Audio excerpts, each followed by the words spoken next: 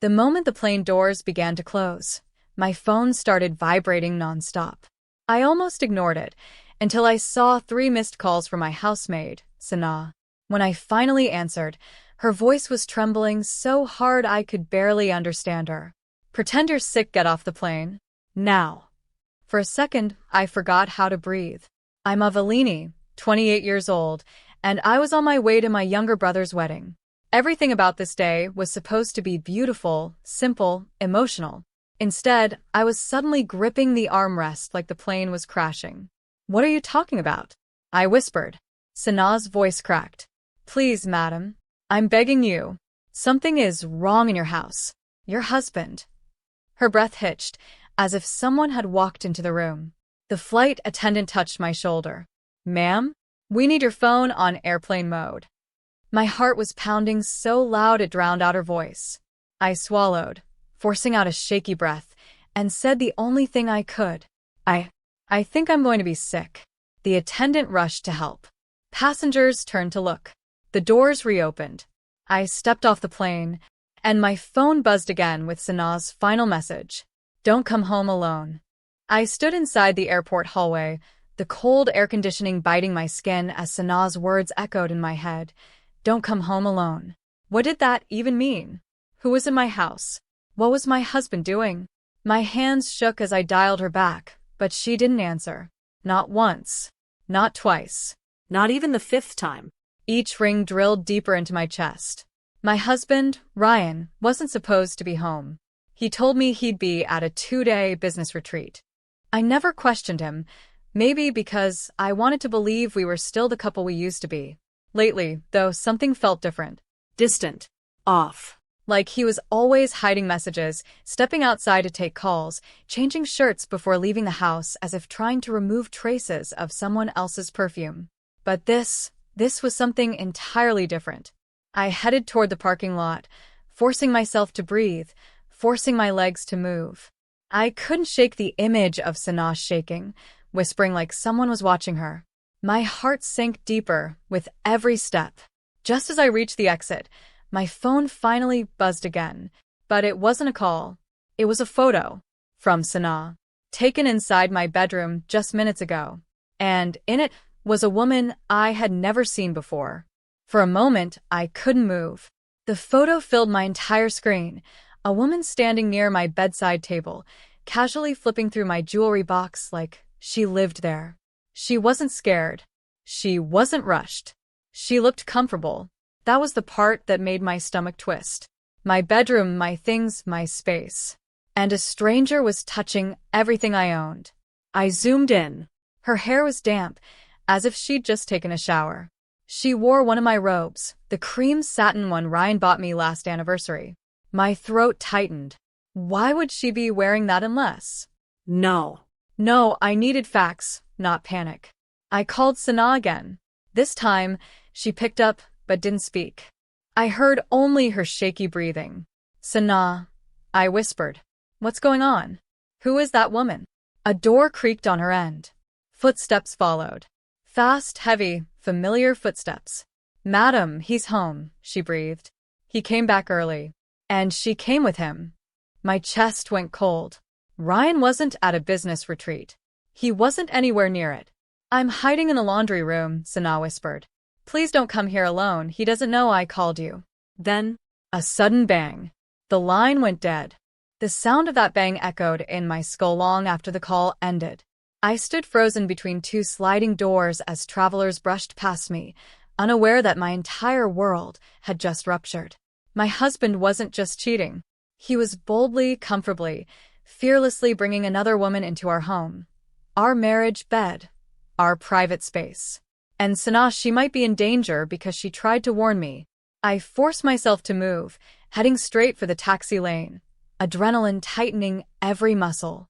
My mind replayed every strange moment from the past 3 months. Ryan's sudden gym obsession, his late-night emails, his excuses to sleep in the guest room because he was restless. I thought it was stress. I thought it was distance. But betrayal has a smell, faint, bitter, unforgettable, and suddenly I could scent it everywhere.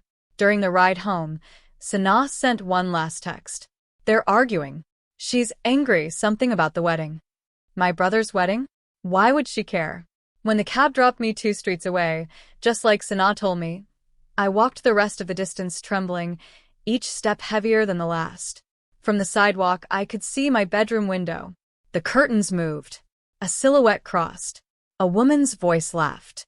I stayed hidden behind the neighbor's hedges, my breath shaking as that woman's laugh drifted through my own bedroom window. Not nervous. Not guilty. Just amused. That was the moment something inside me shifted.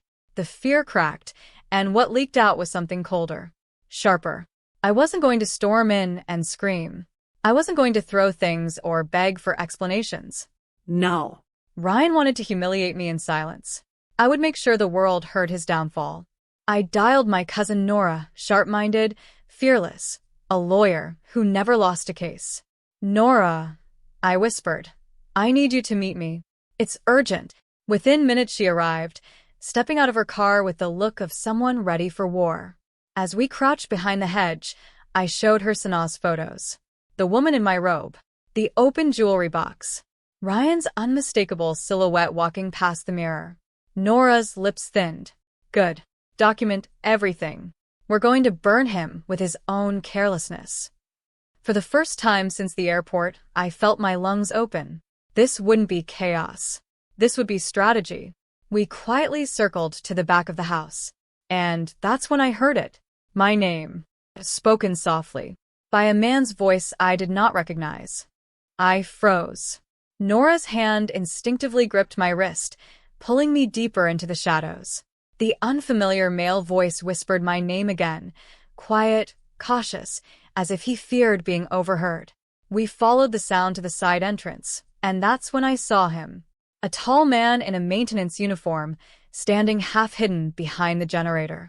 He lifted his hands slowly when he noticed us. Don't scream, he murmured. I'm here because Sana begged me to help her. My heart thudded. Who are you? Her brother, he whispered. She called me when your husband started yelling. She said she found something he was trying to hide before that woman arrived. He slipped a folded sheet of paper into my hand. A printout. Screenshots of messages. Between Ryan and my younger brother's fiancé. My knees nearly buckled. Nora read over my shoulder, her eyes widening as the truth unraveled line by line. Hotel bookings, secret meetings, plans to delay the wedding. And worst of all, she'll believe anything. Avellini is too trusting. The fiancé, the woman in my robe, wasn't just a mistress. She was supposed to marry my brother tomorrow. Rage and disbelief fused into something electric under my skin. Nora exhaled slowly. We're not just exposing an affair, she said. We're saving your brother. I swallowed hard. Then we start tonight. We moved fast. Nora coordinated everything like a general preparing for battle. She sent the screenshots to her secure drive, instructed Sana's brother to stay hidden, and called 2 close friends who specialized in digital forensics. Within an hour, we had a perfectly organized package. Messages, photos, timestamps, even GPS logs showing Ryan and the fiancé at the same hotel, on nights my brother thought she was visiting family. My chest tightened. He trusted her. My sweet, loyal, overly forgiving younger brother, he adored that woman. And she was sleeping in my house. Are you ready? Nora whispered. No, but yes. We walked toward the house together, staying silent, listening. From the open back window, we could hear them inside, Ryan laughing, the fiancé complaining about wedding guests, both speaking about my brother as if he were disposable. The humiliation boiled into something almost metallic on my tongue. Nora nudged me. Time. We entered quietly. They didn't even notice at first. They were too busy kissing in the kitchen, right next to the wedding gift baskets my mother spent weeks preparing. When they finally saw us, the fiancé jerked back, her face draining of color. Avellini, why aren't you at the airport? I smiled. Because I know everything. Her mouth opened, but no sound came out.